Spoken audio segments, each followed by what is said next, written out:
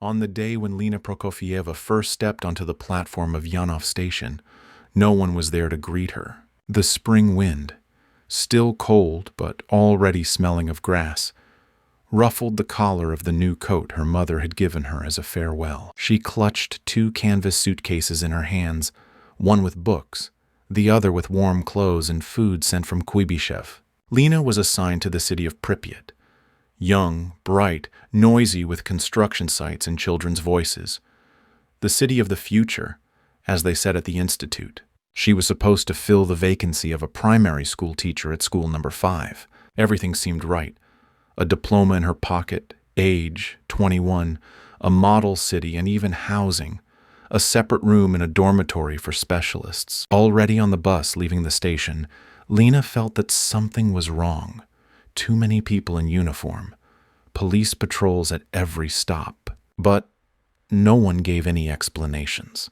They simply shrugged their shoulders and turned away to the windows. Pripyat greeted her with sterile cleanliness. Perfectly clean sidewalks, facades without a single crack, sparkling shop windows. Workers in blue overalls and women in white coats walked along the streets. Upbeat music was playing from the loudspeakers. But a strange, barely perceptible dust hung in the air. It settled on her eyelashes, and Lena blinked more and more often, as if protecting herself from an invisible irritant. Everything at school was ready for her arrival. Paper flowers in the teacher's room, brand new textbooks in the closet. The director, Galina Nikolaevna, grabbed her immediately.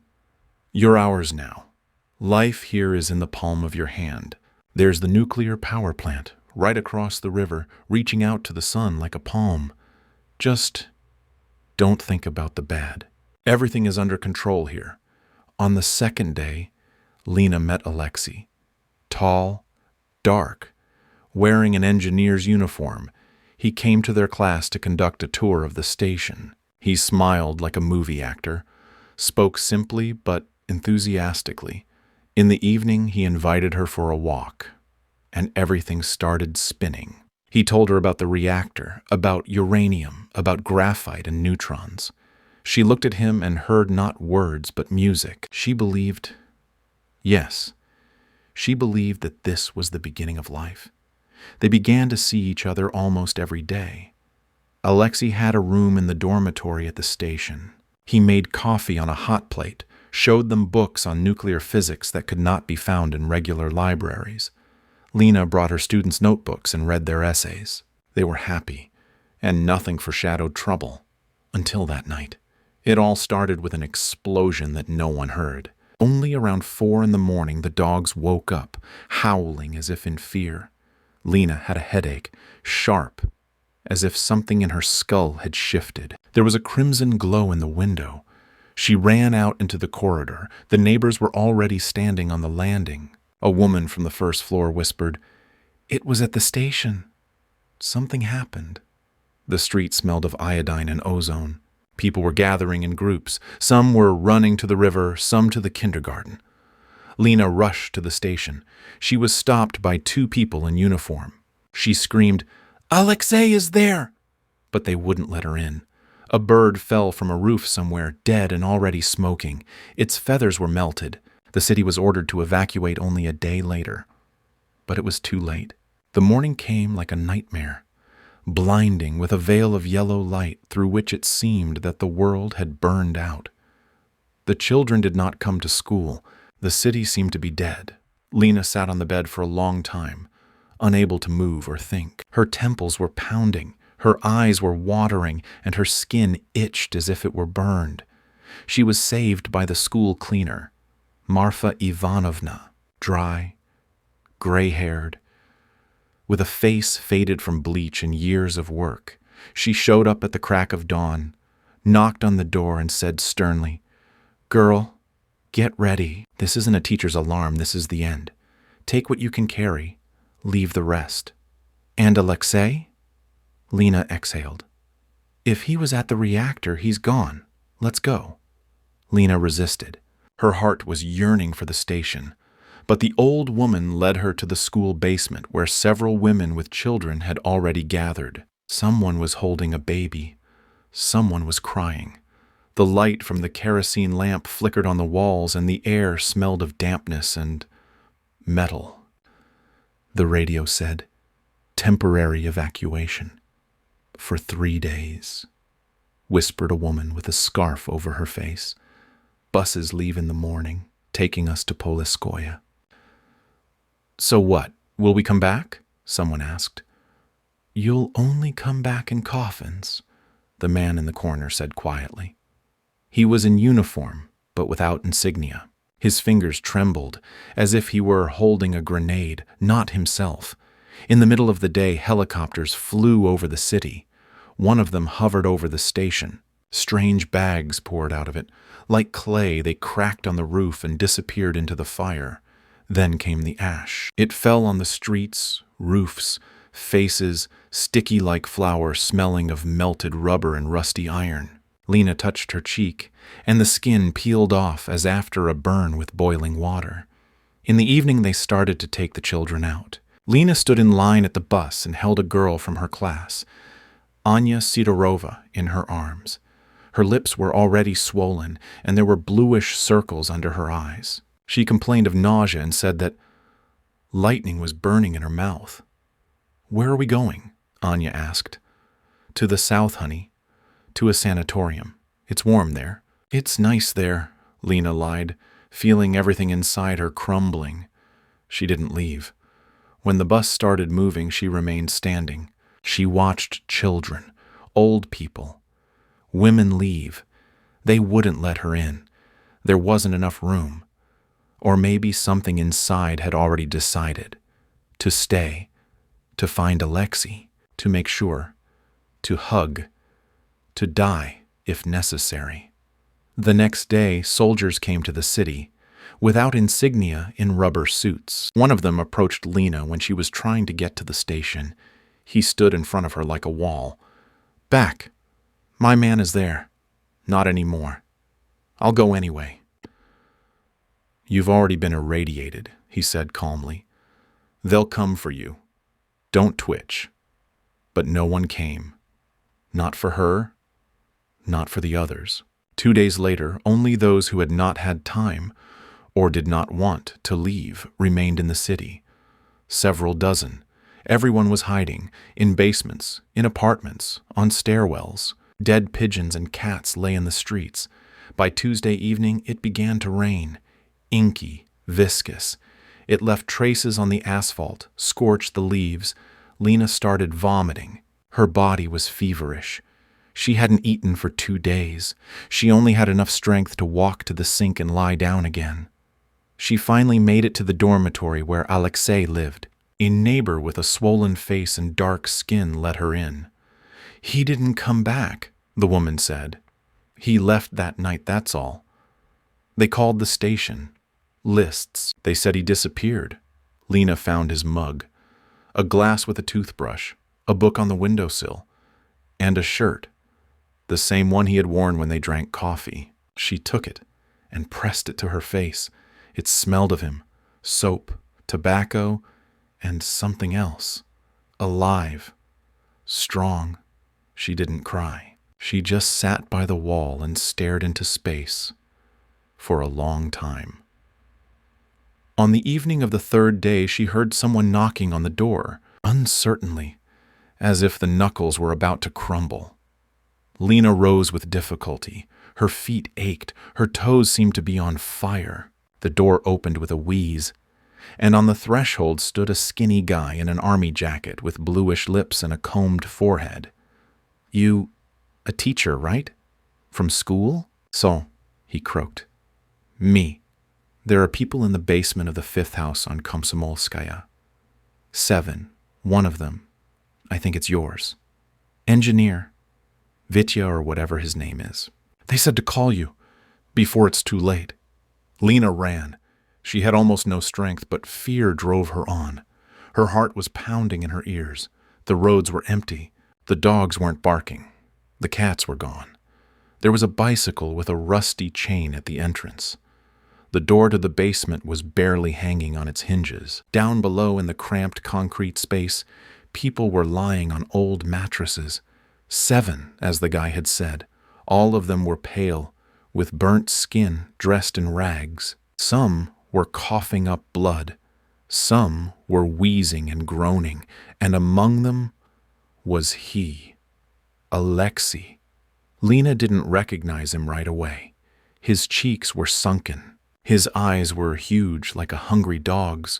His lips were cracked. His hands were shaking. He looked up, and there was horror in his eyes. "You came. Why did you come, Lena?" "To be with you, until the end." He wanted to hug her, but he couldn't get up. Lena sat down next to him and took his hand. It was icy, with cracked nails and purple spots on the wrist. "We were on the roof," he whispered. "They raised us. They sent us to drop graphite." "I didn't know, Lena. No one knew. We were just following orders." "Quiet. Everything is fine." "No, it's not fine. We are already dead. One died yesterday. The second, this morning. And as for me, the only thing holding me up is you." She stayed with them.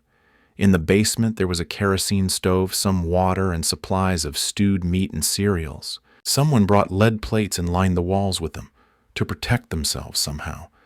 They did not go out during the day. At night, they sent one for medicine. The pharmacies were looted, but here and there were ampules, bandages, and coal. 3 days later, a woman named Galina died. She was 40 and a nurse at a kindergarten. First, her hair started to grow.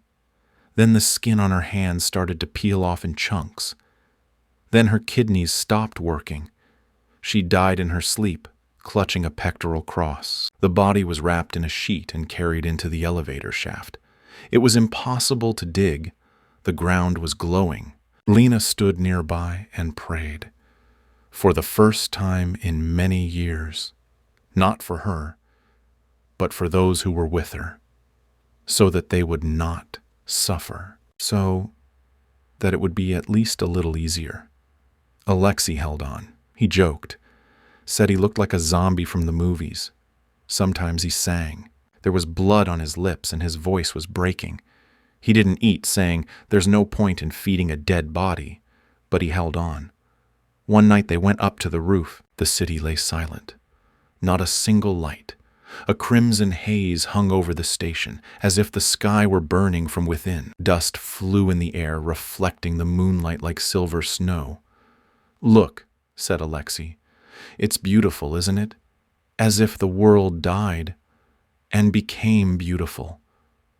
"Don't say that. We are alive.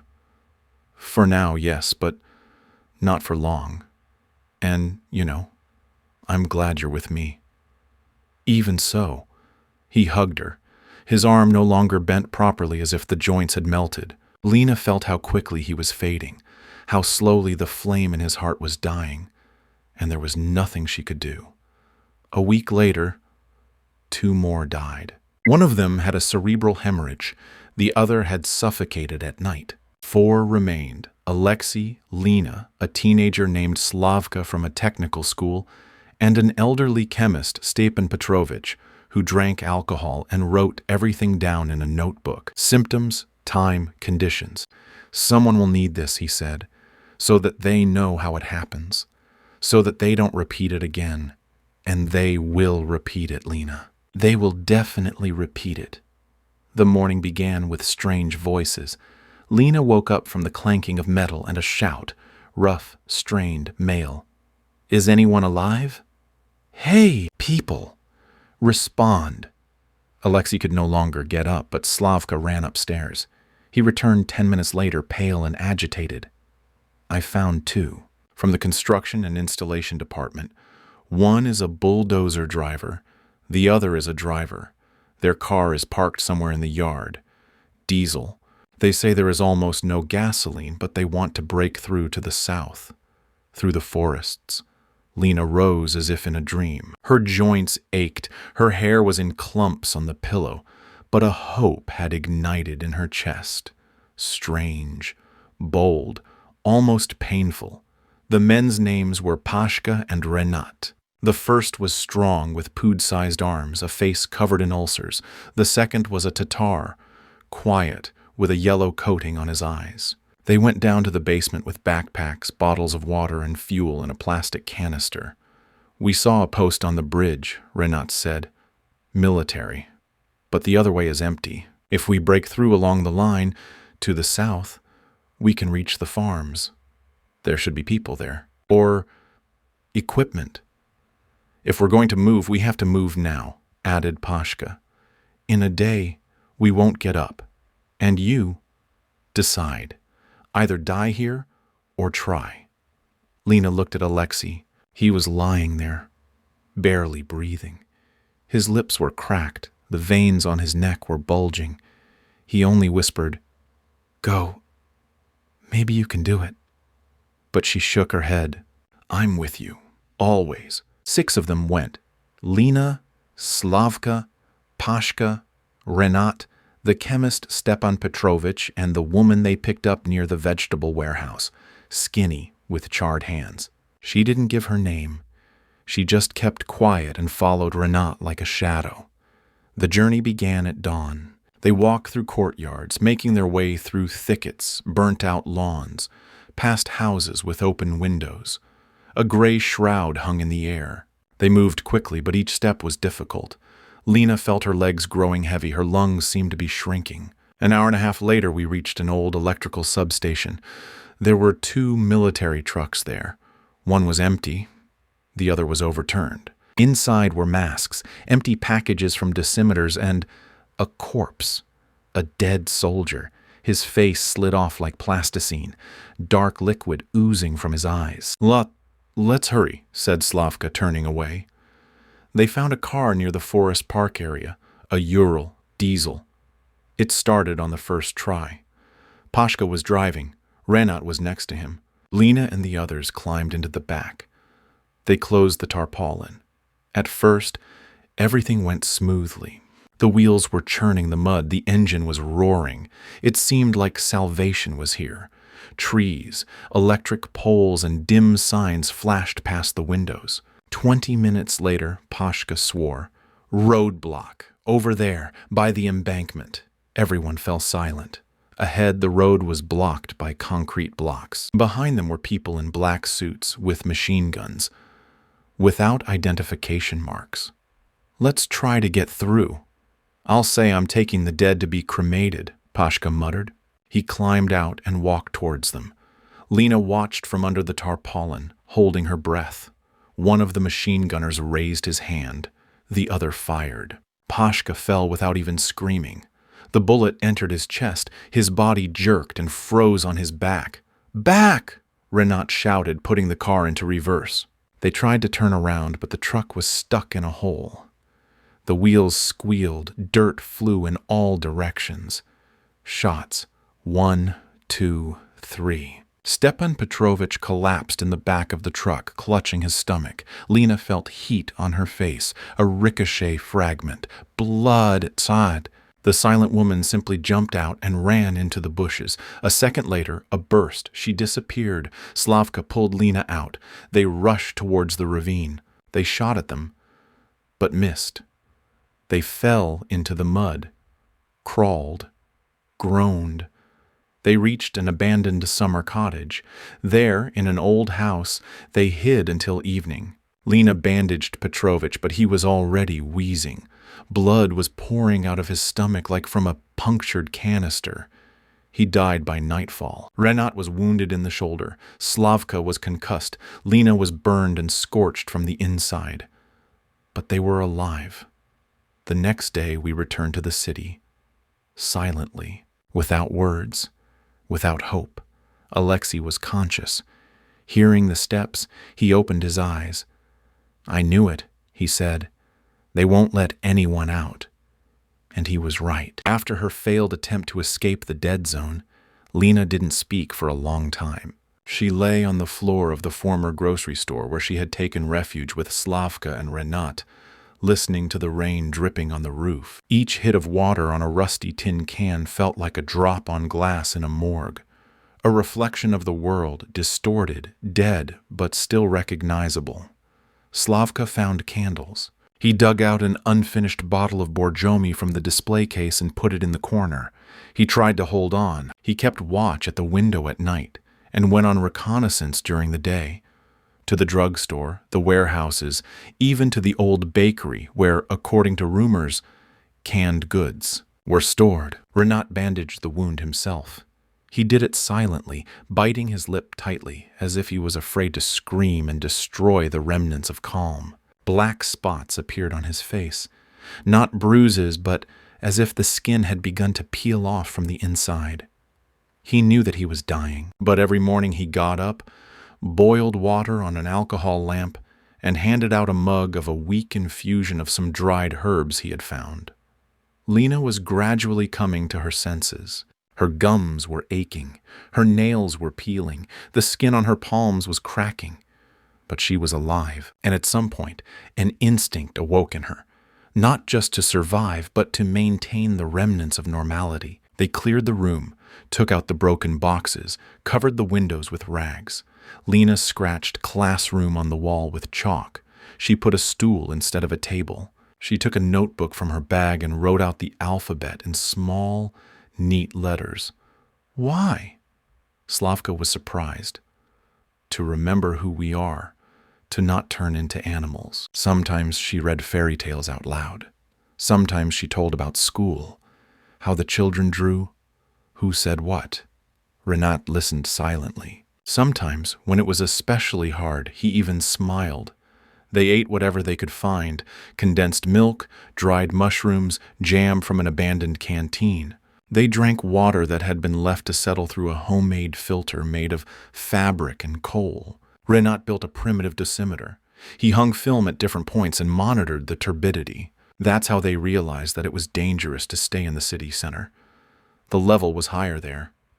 They moved to an old gym on the outskirts, almost under the forest. It was cool, dry, and less ash sediment.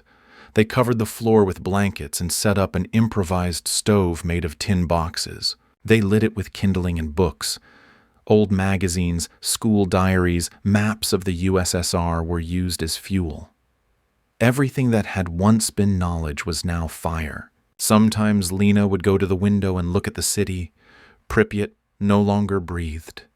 The windows of the houses were empty. Clothes that no one would take off hung on the balconies.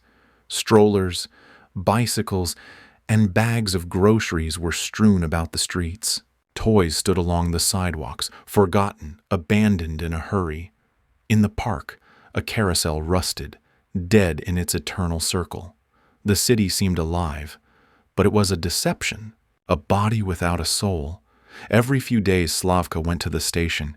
He said he just wanted to see what was there. He came back with dark circles under his eyes. Once he brought a book, charred, but with whole pages. This is a textbook on radiation biology. Do you think it will help? Do you believe that we will survive? And you? Lena didn't answer. She no longer believed in salvation, but she believed in the meaning. To be here, to be with them, to remember. They started keeping a diary. Each wrote in turn what they felt, what they saw, what hurt. Lena described her dreams.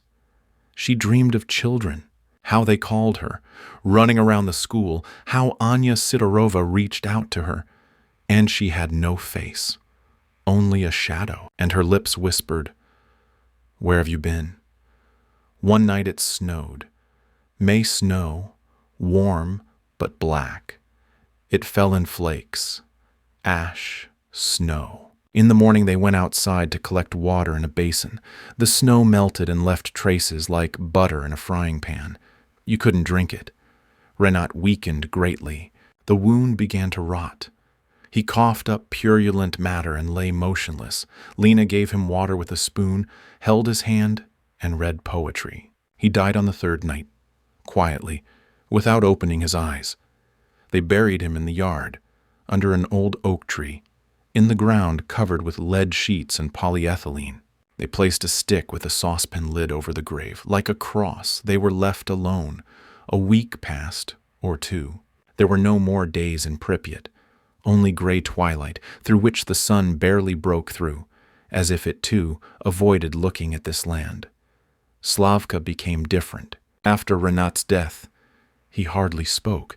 He sat for hours by the window staring into space. His hands shook. He constantly scratched his skin as if he wanted to tear it off to the flesh. Lena tried to talk to him, hold his hand, read aloud, but he seemed to turn to glass. He turned into a stone doll, alive only at the level of breathing. One night, she woke up from a rustling sound. Slavka was not sleeping. He was standing by the door with a crowbar in his hand and looking at her. "They come," he said hoarsely. "At night. I hear them." "Who?" "People, but not the same." As if they remained, but no longer alive. Or not quite. At first, Lena thought he was hallucinating. The radiation, the heat, the exhaustion, all of it was destroying his brain. But then she heard it herself. At midnight, when the wind died down and the city was still, a rustling sound came from far away, barely audible, like the rustling of reeds. Then, as if someone had passed by the window. Then, a quiet, too even laugh. She jumped up, lit a candle. Slavka was already holding a knife, the same one they found in the dining room. "They're not people," he whispered. "I've seen them. They don't have shadows. They walk, but they leave no traces. They look, but they don't blink." "This is nonsense. We're just sick. We need to hold on." But Lena's heart was beating alarm. The inner animal in her, the survival instinct, was straining. She dreamed of figures standing at the entrance, in the semi-darkness, faces without eyes. In the dream, she spoke to children, but they had the voices of adults. Everything was blurry, like in a fog. They began changing places every 2 days. They slept in attics, basements, in the Prometheus cinema, where the screens were peeling and the chairs were burnt. They were afraid to stay anywhere for long. Slavka scratched on the wall. "You can't see them, but they are here." Rumors began to circulate. One of the radios suddenly began to speak. On a wave where there had been only crackling before, it blared. "This is the South Station. All who survived gather at the station square. May 18th. There will be one departure." There was no repeat. "It's a trap," Slavka said. "They're luring us in, checking to see who's still alive." "What if it's true?" Lena asked. Then we'll be late," he said, "because we're already dead." But she went anyway. On the morning of the 18th, in a black coat with a book in her hand, she set off for the station. The streets were empty. The treetops had been burned down to skeletal branches. The drops falling from the roofs left stains on the concrete, acrid, black. When she reached the square, her heart sank. Someone was there. There was a bus in the center, old, green, with a broken window. Near it were figures in white overalls. 4 of them, faceless, in masks. They did not move. Lena stepped forward. One of them turned around. "Name?" said a metallic voice. "Lena Prokofieva." "It's too late," he replied. "The level has been exceeded. You cannot be evacuated. The evacuation period has expired." "But you came. They disappeared. They just vanished into thin air." She was kneeling in the weeds, and behind her she could hear footsteps rustling as if someone was following her but leaving no traces. She didn't turn around. She just cried. Returning to Slavka, she said, "There is nothing there. No salvation, no way out." He nodded, but his eyes were empty. From that day on, they stopped talking. Every morning, Lena wrote down the date. Even though the calendar no longer made sense, her hair had almost completely fallen out. Her skin was pale as paper, her eyes watered from any light. One day, Slavka didn't wake up. Lena tried to wake him up. She screamed. She slapped him on the cheeks, but he was cold, light. as if he had leaked out from the inside. She was left alone, in a city where there were still carousels, where there were pots in the gardens, where there were empty cups on the tables in the apartments, where time stood still. Lena took the chalk and wrote on the wall, "We were here. We remembered. We wanted to live." At night, Lena heard a scraping sound. At first, she thought it was the wind playing in the broken window frames. Then, she thought it was the rustling noises she had grown accustomed to. But this sound was sharper, closer, like claws on concrete. She sat up, peering into the darkness. The lamp had long since disappeared. The candles had run out. The only light came from the moon outside, dim, hidden by the haze. A shadow moved behind the door quickly, like a flash, then disappeared. She took Slavka's knife. It lay next to his body.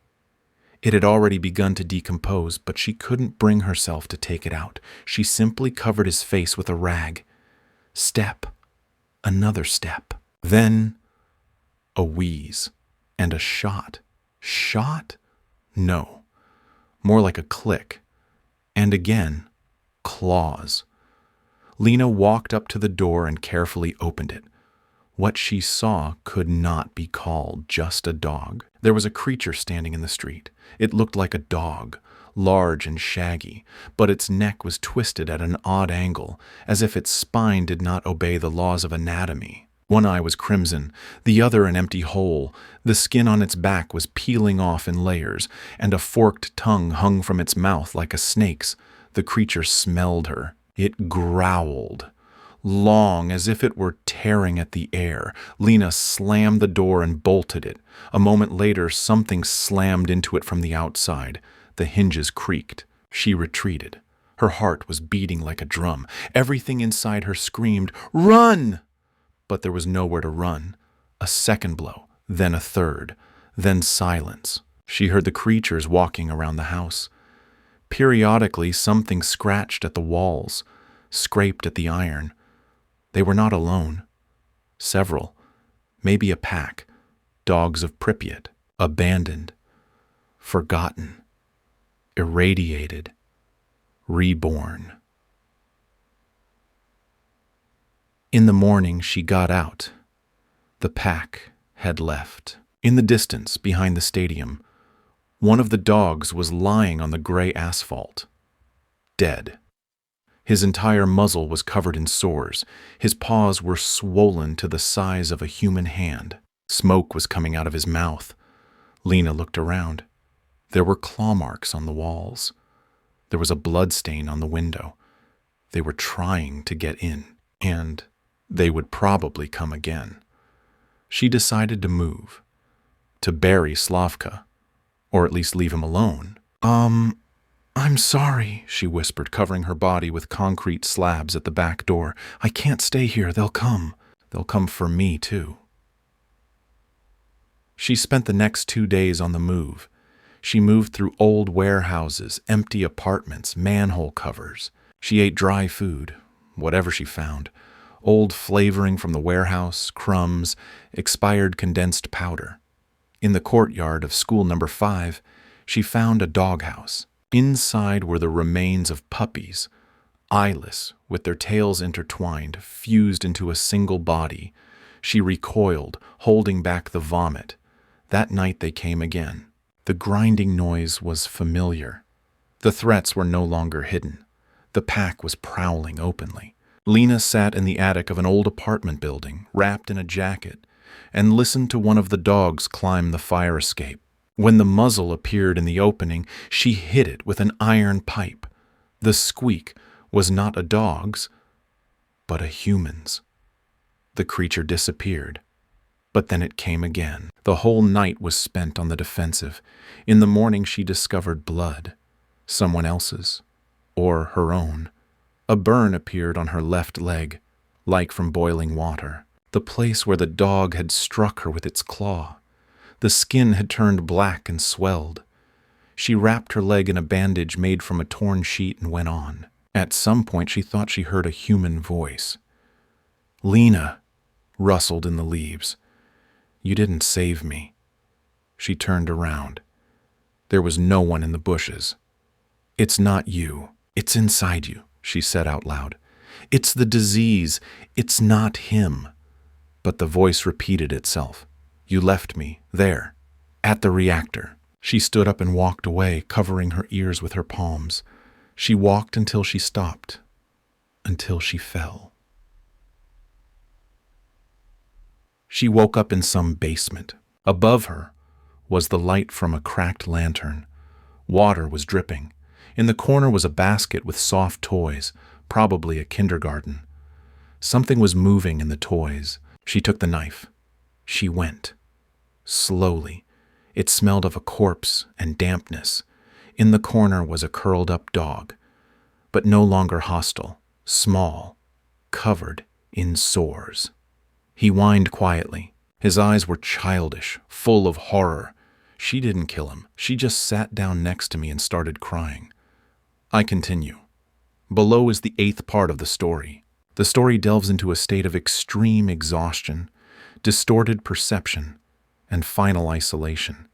Lena is on the edge, but still clinging to life. The space around her is falling apart, and the city is becoming less and less like reality.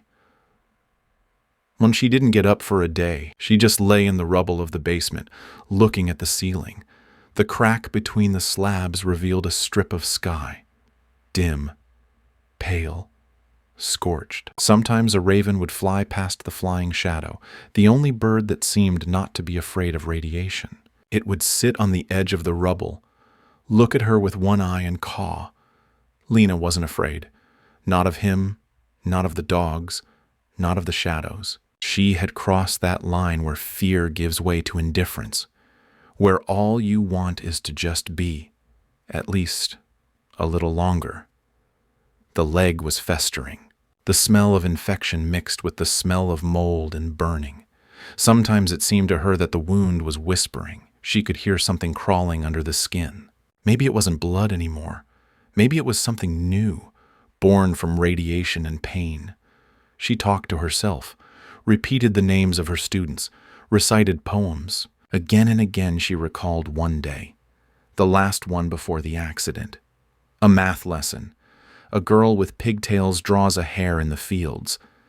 A boy chews on a pencil. Sunlight knocks on the window. Green trees behind the glass. Silence, and a world that still exists. She pressed her fists to her chest, trying to hold this memory inside like a last flame. If it went out, there would be nothing left. In the evening, footsteps came. Quiet, as if someone was walking barefoot on broken glass. Lena froze. A figure descended into the basement. At first she thought it was a man, tall, thin, in dark clothes, but the movements were unnaturally smooth. The head was slightly tilted, as if the neck could not support the weight. A gauze bandage covered the face. He sat down against the opposite wall. Just sat. Didn't move. Didn't speak. Who are you?" Lena whispered. He didn't answer. She raised herself up on her elbows. Pain flashed in her head. The wound throbbed. He was still sitting. "If you are a human being, say something." Silence. She fell asleep. And when she woke up, he was gone. Only on the wall in chalk. "You are the last one." The next day, she tried to get up. Holding onto the pipes, she crawled outside. The sun was cutting into her eyes. The world was swimming. The building where she was hiding turned out to be part of a former kindergarten. On the wall was a fresco, a smiling bear with an accordion. Underneath it was a disfigured shadow, as if it had been stretched and printed again, but with a mistake. She limped down the street. The body of a dog lay nearby, the one that had been a puppy. The pack had cut it open. The bones glinted in the sun. The flesh was black as coal. Lena walked on. She didn't know where. She just moved. One leg dragged itself along. A metronome sounded in her head, ticking, slow, pulsating, as if Time was measuring out her last hours. She was walking down an empty street, and suddenly she noticed footprints, fresh, small, childish. Her heart began to pound. She followed them. The tracks led to the music school building. There, in the hall, there were music stands and sheet music lying around. The smell of burning changed to the smell of wax and metal. The tracks led to a room with a piano and disappeared. There was a doll lying on the instrument lid, broken, without an eye. Lena took it, and then I heard the piano play a chord. She dropped the doll and turned around. A girl stood in the doorway, all white. Dress, hair, skin. Only her eyes were black, without pupils. The girl looked at Lena and slowly raised her hand. She pointed her finger at his chest. "Who are you?" Lena breathed out. But she disappeared. Just disappeared. She fell. She woke up in a puddle of water. It was night again. She was lying at the foot of a building. The moon was above her. Ash was in the air. She hugged the doll. "You're the last one," she repeated out loud. And she never got up again. Lena woke up in the cold. Water soaked her clothes, freezing her back. A doll was lying next to her. The moon had given way to dawn. The light was dim, deathly, as if the sun was shining through an ashen veil. She tried to get up. Her body did not obey. The leg was rotting. The bandage she had tied around it had turned black. The smell was unbearable. She tore the sleeve and rewound it, gritting her teeth. The pain was making her vision blurry, but she knew that if she stayed here, she wouldn't live to see the evening. Her will came alive again, somewhere deep inside, perhaps in the very part that remembered school, children, life. Or maybe it was a simple animal desire to survive. She stood up, leaning on the pipe, and walked, slowly but surely. She walked towards the industrial zone where they used to unload cargo for the station. There could be trucks there. Maybe one of the cars had survived. Maybe some mechanism hadn't died yet. She turned into the yard of an old bakery. There was a warehouse inside. The metal doors were open. Underfoot, there was scattered flour and broken glass. Rows of boxes lined the walls. She found a whole one. She opened it. Stew, canned food in a tin, expired 5 years ago, but better than nothing. She ate. With difficulty, when her mouth was dry, her tongue was cracked, but for the first time in many days she felt her body respond. Warmth in her veins, her hands clenched tighter, her thoughts cleared. She found an empty canister and collected rainwater from the roof. There was no time to filter it. Drink or die. And then I heard barking. Not just one. Several at once. She froze. Then she grabbed a metal pipe and hid between the boxes. The first dog tumbled in through the broken door. That same guy. Broken with peeling skin, scars, swollen eyes. He sniffed the air. Behind him, 2 more. A pack. Lena held her breath. The dogs walked around the room, scratching the concrete with their claws. One growled as it came closer. She darted. She flew out from behind the boxes, hit the nearest one with a pipe. The blow landed in the side. The dog yelped, flew away. The second one jumped. She managed to shield herself with a canister. Iron fragments flew to the sides. The blade of the mouth tore through the flesh on her forearm. Through the screams and the blood, she struck again and again. One dog went down. The second ran away. The third howled and grabbed her leg. She fell, grabbed a brick and slammed it into the creature's skull with all her might. She's still alive, covered in blood. Her hands are shaking. She's breathing intermittently. But she's standing. "Go away," she whispered. "I'm still alive. I'm still here." After the fight, she dragged out of the warehouse what she could carry. several cans, a rusty knife, a tarpaulin, a jacket. She wandered to the territory of the wagon depot. There could still be a diesel shunting locomotive there, in case of repairs. The depot yard was empty. Through the bars, she saw a train. One, a platform, a carriage, and, yes, a cabin. Tears welled up in my eyes. Chance. She climbed over the fence. It was dark inside the locomotive. It stank of fuel oil. Everything was rusty, covered in dust. But the tank was not empty. The remains of fuel splashed inside. She remembered Alexi's stories. How to start, how to warm up the system, how to supply power, open the hatch, close the circuit, and no miracle happened. Silence. A pause. Then a faint crackling. Then a dull hum. The locomotive hummed. Lena screamed. She sat down in the chair. She laughed, hysterically, desperately. There was another bark from behind. She turned around. There were 3 people on the roof. Dogs. Quiet, tense, but they weren't jumping. They were watching. She slowly reached for the lever. "If I don't get out, let me at least die on the way," she whispered. The train jerked. A rumble passed along the rails. The windows rattled. The car began to move. One of the dogs howled, but they didn't jump. Lena was leaving the ghost town, and yet she knew in her soul she had not escaped. This was not salvation. This was a delayed death. The train moved slowly but inexorably. The hum of the engine seemed to be the last living sound on Earth. The steel rails trembled, seeing off the last cargo.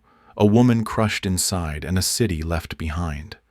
Lena sat in the cabin, wrapped in tarpaulin, trying not to think, not to count the time, not to look at the map that she had long ago lost.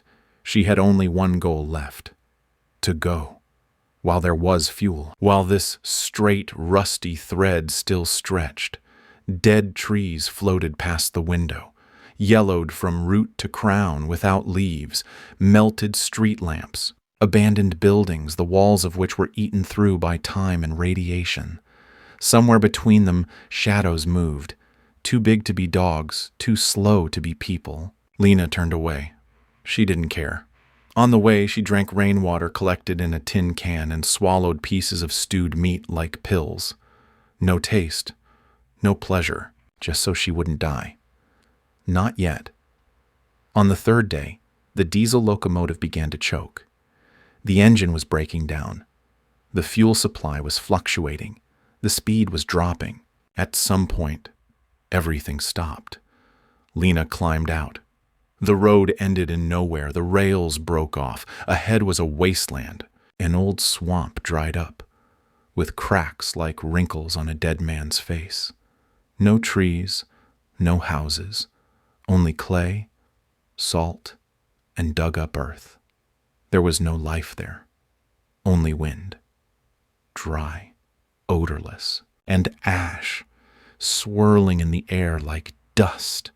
She looked back. The diesel locomotive stood like a tombstone. Next to it were the rails, covered in a layer of gray dust. Lena went down and walked forward, slowly, without a goal, only forward. There was no salvation, no people in that direction. But going back was even worse. Everything there was already dead. She walked for an hour, then 2, then she didn't know how long. At some point she fell, crawled, leaving a trail behind her like a wounded animal. On her shoulders was a doll, the same one from the music school. She didn't abandon it. By evening she reached the old bunker, half-buried entrance, protruding antenna, the sign, "Danger, Radiation," rusty, faded. She knocked, not expecting anything, just because someone had to knock. Silence. Knock again. Louder. "Is there anyone?" Silence. She found a brick, knocked down part of the wall, and crawled inside. A tunnel. Narrow. Low. It smelled of metal and dampness inside. Lena walked, clinging to the walls. I found a room, a table, a gas mask, a dry ration, empty ampules, a letter, crumbling with age, human remains hunched in a corner. She sat down, made a fire. The last one.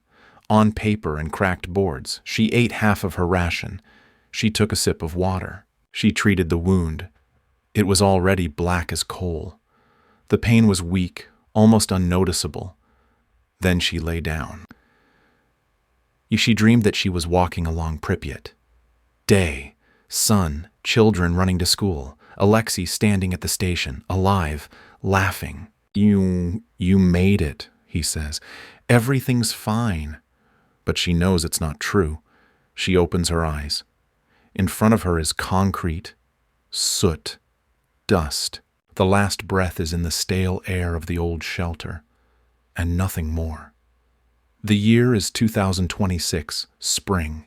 The zone is officially recognized as stabilized. The radioactive background has been reduced 3 times. Military patrols accompany groups of researchers, scientists, and journalists. On the outskirts of Pripyat, in a former siding, a diesel engine hums. 6 men in protective suits move across the gray earth. One of them is Senior Lieutenant Tretyakov, commander of the cleaning and analysis group. "Are you sure the signal is coming from here?" he asks, squatting down. "Yes, Comrade Lieutenant. The drone detected residual heat a week ago. The point of activity is in an abandoned bunker 6 kilometers southwest of the zone border. There's nothing there, just a swamp." He looked at the tablet screen. "But since I spotted it, let's go." And they walked for 3 hours. The air was thick, dust still rising with every step. The wind ruffled the dry grass, the ground cracked under their feet. Beyond the horizon, the silhouette of the station, silent, monumental, like a sarcophagus of the gods. When they reached the bunker, the sun was already setting. The signal from the sensor grew stronger. They opened the shutter. Underground, there was emptiness, dampness, silence. "Comrade Lieutenant, there's a corpse." "One?" "Yes, a woman. Judging by her clothes, she's 86, almost no hair. The flesh is mummified. There's a notebook nearby, and a child's doll." Inside the bunker, it smelled of iron and time. They laid out their things, a notebook with faded lines where a trembling hand wrote, "My name is Lena Prokofieva. I am a teacher. I didn't get out, but I got there. If you are reading this, it means someone came back. It means it made sense. This is..." The young soldier froze. Yes. She walked from the very center, from the city, alone, without protection. And she got here. Was she the first? No. She was the last one. Tretyakov went outside. The sky was gray. A flock of crows was overhead. He lit a cigarette and looked at the horizon, where the city once stood.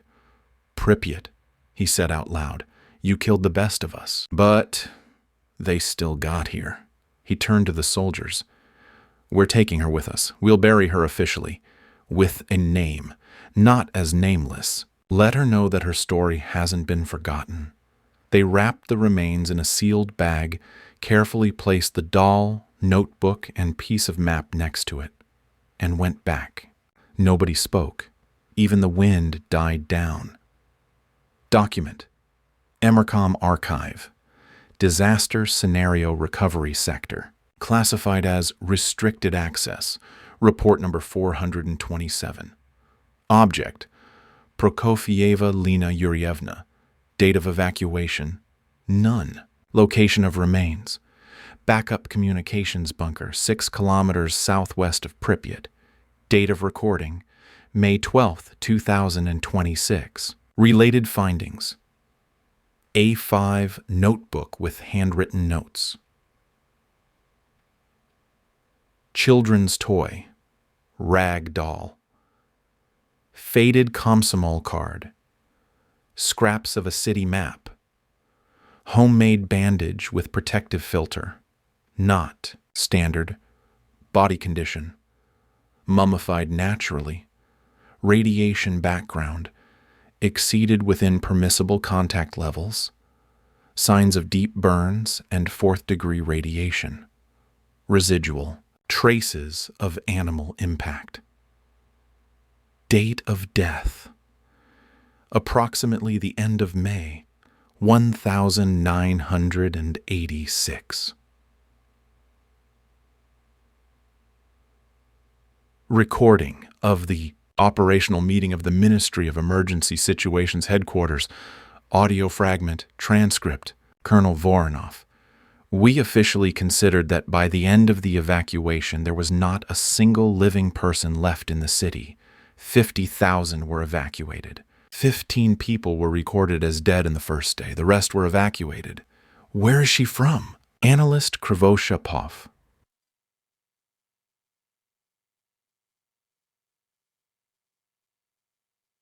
According to the archives, a graduate of the Pedagogical Institute arrived in the city in the spring, assigned to school number 5, primary school teacher. The evacuation passed her by. She stayed, perhaps deliberately. Colonel. And how long was she there? Analyst.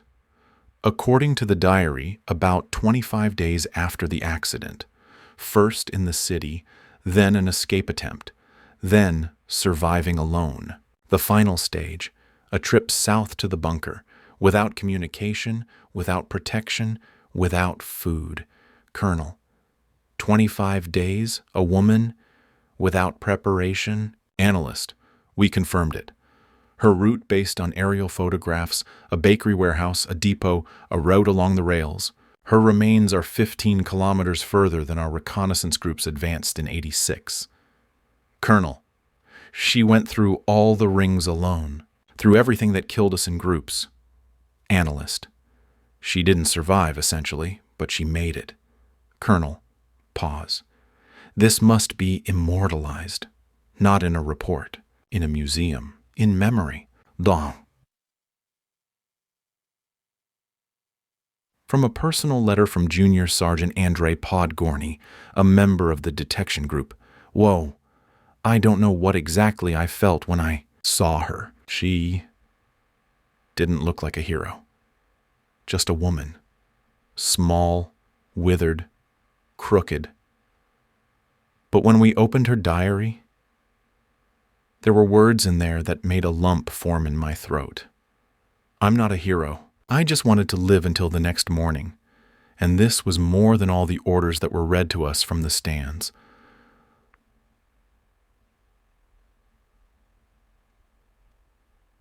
Final report.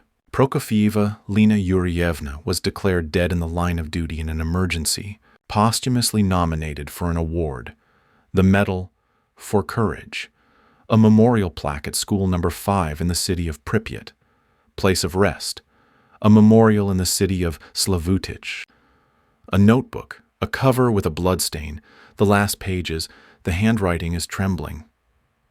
22nd day. It seems like time has stood still. It was warm today, I think.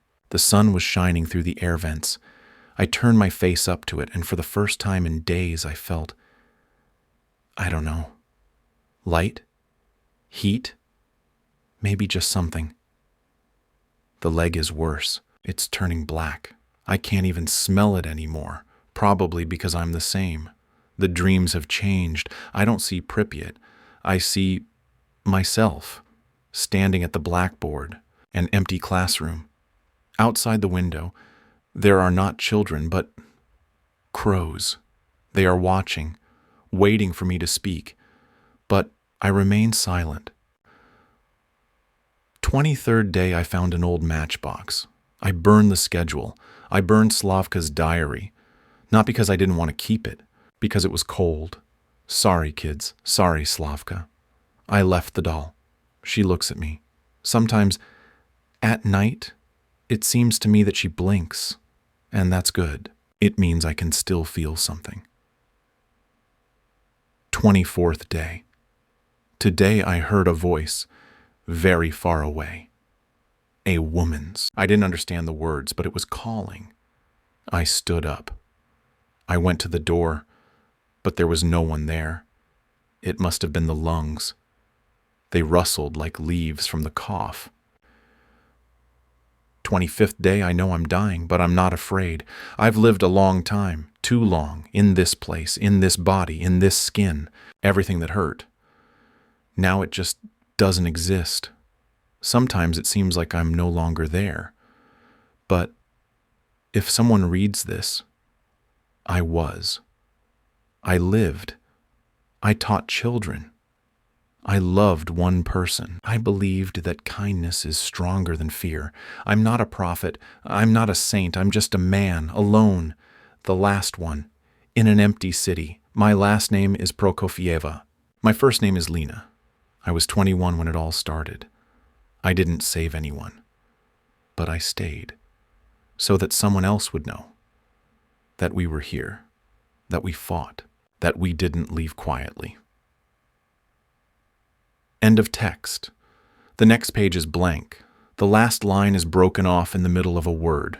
The ink is faded. The paper crumbles in your fingers. The newspaper Free Zone, issue of July 14th, 2031, section Stories That Changed the Country, title The Last of Pripyat, Who Was the Woman Who Passed Through Death? Author Maria Dyakova, Special Correspondent.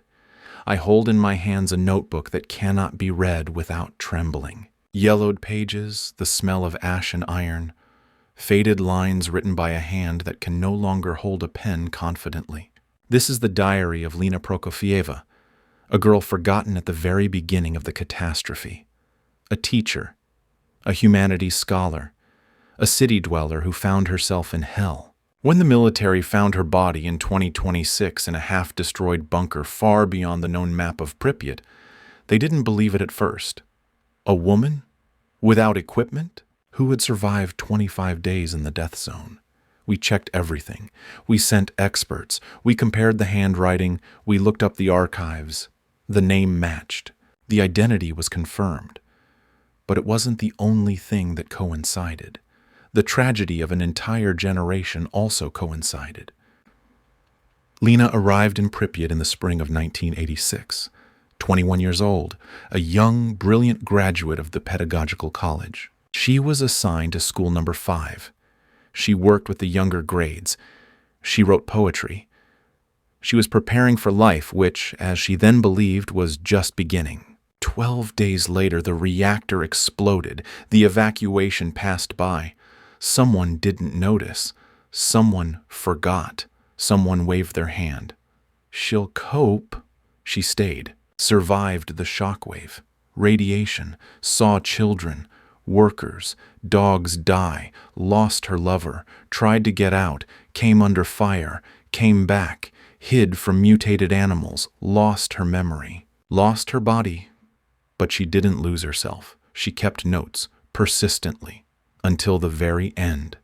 They are now being studied by psychologists, soldiers, teachers. She analyzed how a person dies, how the mind is preserved, how pain turns into text. She tried to understand one and record it so that others would know.